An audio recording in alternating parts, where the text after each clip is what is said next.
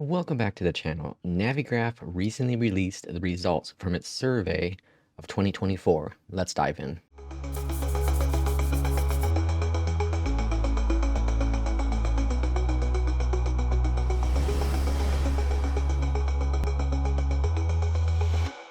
Navigraph has been doing the survey for quite a while now, and I thought it'd be an interesting video to break down some of the things I feel are very interesting within the survey. There are many questions, and we are not doing all of them, just a few that seem to be eye-catching, particularly to me myself. And so we look at the survey here total, and this is where the results came from. So people were to put in, where did you, they clicked on a link, where did you come from, that kind of thing. That's what we have here. So obviously this is a Navigraph survey, so most people came from Navigraph. Over 23,000 people participated in the survey, and about 66% completed all of the questions. Rather interesting there. Next we have the age. So age is interesting because how old are you? Majority between the ages of 15 and 80, and it seems like simmers on the young side. I got into simming when I was between 15 and 16 years old. Here we are many years later, and I'm enjoying simming just as much as I did, if not more, when I was even younger. So it's cool to see young people into the sim. It's also cool to see a nice average there. If we're looking between the ages of, it's about 30 to to about 60. In that frame there's about a 1% drop, plus or minus within that range. So a lot of simmers within that age gap for sure. Do you work in aviation? Well, this is interesting as well because a lot of people have talked about how, well, pilots, real world people in aviation don't use the sim. Well, look at the results here. 18% of that 23,000. Now, obviously, based on the percentage, 66% people actually took it. So that number is down. But based on the number, 18% said they work in aviation. Well, where do they work in aviation? And that field is primarily 40% as a pilot. That's interesting. So out of that 18%, nearly 9%, a little less than that, maybe 6%, 6 to 7% are a pilot. So if you look at the number here, that's pretty impressive to think about, right? Very interesting to see real world pilots who are using Flight Simulator. Now they break it down even more, using it to train with this or train with that. We're not going to touch on that in this video. Hardware, though, is very interesting because primarily flight simming is available on Windows PC, but Microsoft Flight Sim 2020 and 2024 is available on the Xbox. Based on this survey, almost 92% of people use a PC. That's pretty interesting. Now, again, this is a pretty small percentage. 23,000 people took the survey, and not everyone took the entire survey, which means there's an entire group out there who probably had no idea that this survey was even out there. And I think those are the Xbox users. And I say that because if you look at, this is a Navigraph survey. Navigraph is not available to the Xbox users. If this was an Asobo survey, things might look a bit differently. And I don't know what that Xbox number is. Microsoft hasn't quite disclosed that information, but it'd be interesting to know. It'd also be interesting to break it down how many have bought it versus how many are using Game Pass to use Flight Sim. Now this is cool because I did my own survey here on the channel, and this breaks down the peripheral hardware. So I asked people, do they use yokes? Do they use joysticks? I think I added something else in there as well. Gamepad, right? Well, based on this number, almost 67% use a throttle quadrant, 66% use a joystick, about 62% with a rudder, and 44% with a yoke. So if I look at the joystick and yoke comparison, and that's kind of where my survey was coming, it's pretty close in line, which is rather interesting. And then it breaks it down even further with additional stuff such as other screens and tablets and kneeboards. So rather interesting to see what people are using in their sim, and maybe you can plan for your next purchase based on some of the results here. VR. So VR has been a hot thing for a couple of years now, thanks to Meta with the Quest and having it somewhat affordable. And then there are many other products out there for VR. Looking at the results here, 9% say they use Flight Sim primarily in VR. Now, I own a Quest 2. I rarely ever use it, period. But I also rarely ever use it in Flight Sim. It's been probably 2 years since I used it in Flight Sim. Now, I did get the opportunity to try the Sony VR headset not too long ago on Flight Sim 2020, and it's pretty impressive to look at. Very impressive with the OLED screen, or I think it's OLED, but it was really cool to look through. It was very sharp and clear, but I'm not a VR pilot myself, and showing by this result, not a lot of people are as well. This is interesting, the graphics card, and the numbers are pretty similar actually to last year. Now, it looks like we don't have the 50 series on there because the survey came out prior to that, but the 4090 still the king for flight simmers. Again, this is rather interesting because I don't know of many people that have the 4090 that use Flight Sim. Most have, from my understanding, the 30 series and then the 4070. So it is interesting to see that. I have the 4080, not the Super, but the 4080, and so I'm within that 6%, and then there's that 10% I don't know. So these numbers obviously would change if people knew what card they had in their system. Primary software, this is an interesting one. Flight Sim 2020 dominating the market at 52%. And this is with the release of Flight Sim 2020, which comes in at number 2. Combine those numbers, over 75% of people are using Microsoft Flight Sim as their primary flight simulator. And X-Plane is still holding in there. Like, they didn't lose ground much, because in this survey they did break apart X-Plane 12 and X-Plane 11 to 2 different categories. In the previous survey, they were combined as 1, and the number actually shows they gained just a little bit. So that's rather interesting for sure. Early adopters, have you tried 2024? Most say they have. I made the switch on day 1. I know a lot of other people that made the switch day 1. I know a lot of people that did not make the switch day 1 because they had a lot of issues. But I was really excited about 2024. Clearly, it shows that in my videos that I have produced. What charts do you use the most? Well, this is a Navigraph chart, or a Navigraph survey. So, of course, Navigraph will dominate the market here at 72%. But the newcomer, the Microsoft Flight Sim 2024 Flight Planner, is almost at 17%. And that's pretty interesting considering the number of people who don't use Flight Sim 2024. So I found that quite interesting for sure. Like, did people not choose the right ones? Or why is that number so different? Because the Flight Sim, we go back one here, or a couple, I guess, 25%, right, are using 2024. We go forward here, and almost 17% are using the Flight Planner for Flight Sim 2024. So that number seems weird. Maybe it's just me looking at it this way, but it does seem a little bit weird. But obviously, Navigraph is dominant. And, I talked about it when Flight Sim 2024 was being announced, and they would have their own flight planner. It's a really good flight planner, no doubt about it. But come this fall, when I need to renew my Navigraph subscription, I definitely am doing that. What social media platforms do you use the most to consume your content? This was staggering.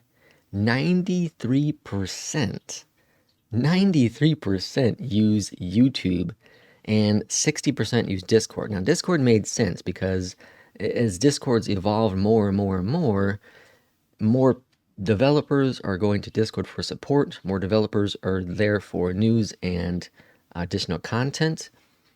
But I thought Twitch would be much higher at this, at 27%. That's pretty interesting that YouTube dominates the flight sim market when it comes to watching content. Rather interesting for sure. I guess I'm on the right side with my content here on YouTube. How many hours do you use for flight sim during a typical sessions? Well, this is interesting as well because between 1 and 3 hours is crazy high, 32% and 27%.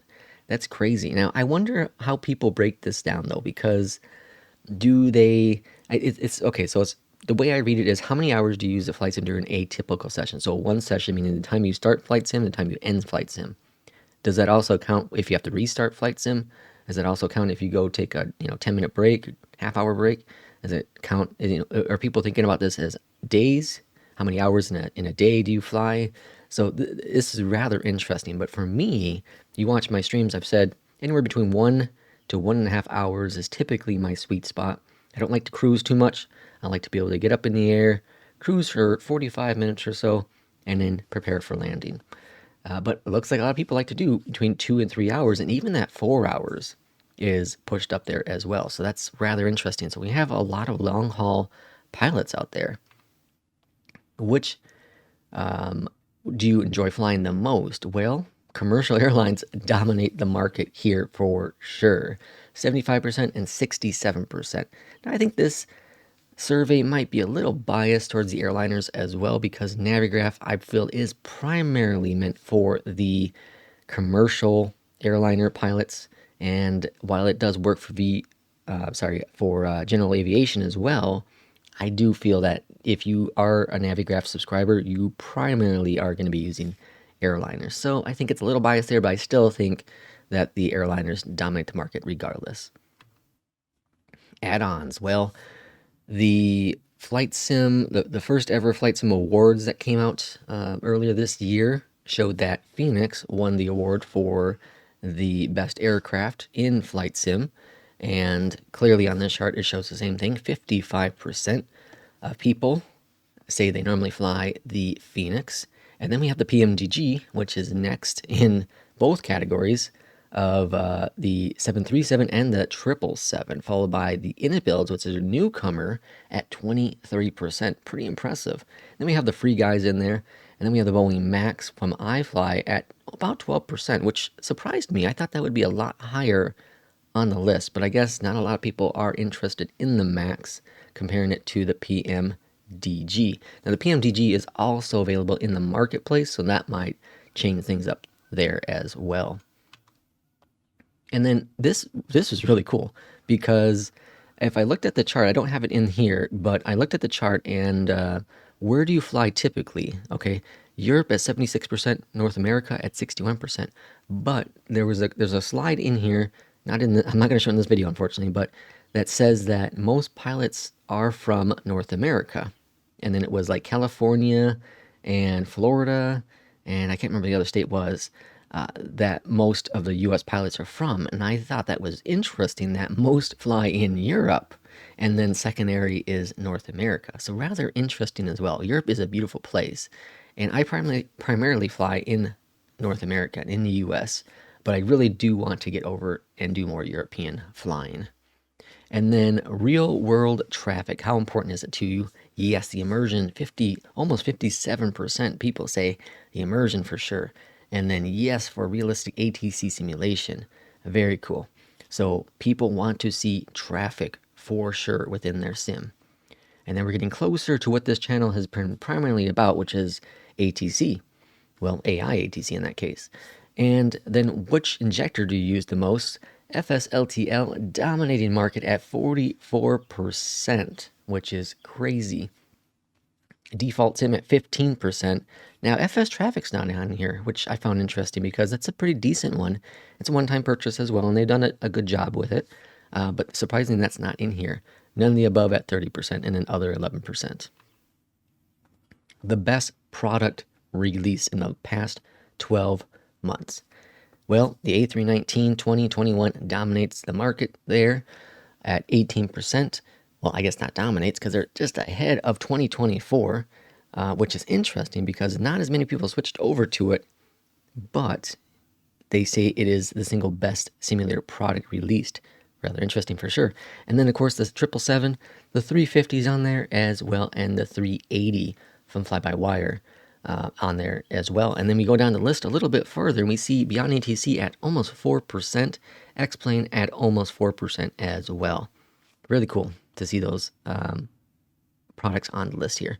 And then Wing hardware on there as well, almost at 5%.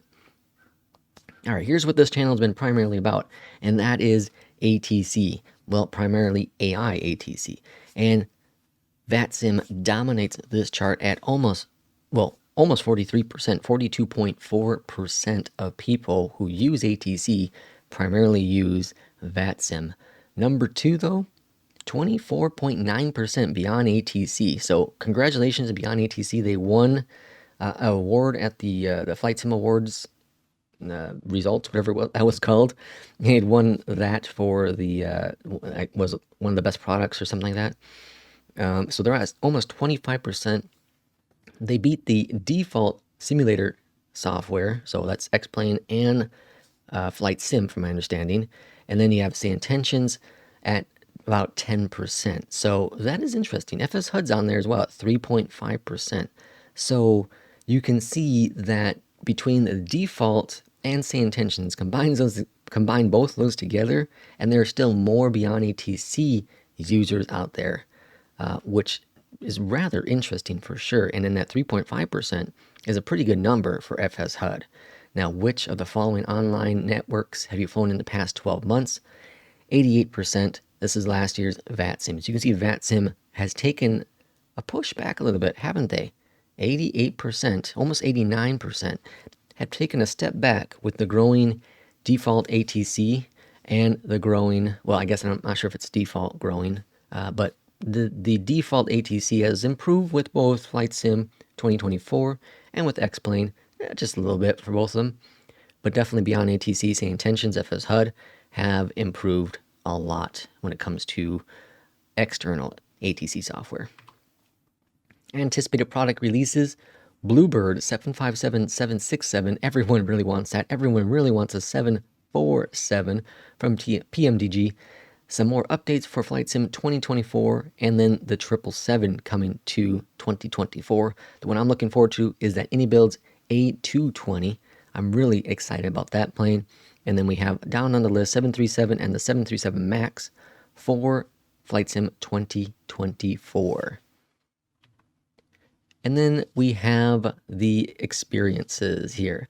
And so what we're looking at here is how many people have taken the survey in the past. And this is an interesting number because this is my first one at 47%. Rather interesting to see that right there. And then we have 2023 at 48% that have taken it. So gone down the list, you can see that it seems like 50% of the people 50% of the people have found out about the survey for the very first time and have taken the survey itself. Well, that will end this video. I do appreciate everyone who stick around for this video. I think is really, really cool to see the results here, to see some of the progress some of these companies have made, and to show that there is a lot of demand for an external ATC program out there, dominated by BeyondATC, to see that Fenix is doing extremely well, and surprisingly to see that the iFly is not as high on the list as I thought it would be personally. But leave me a comment down below what you think of the results, and we'll see you for the next video. Take care.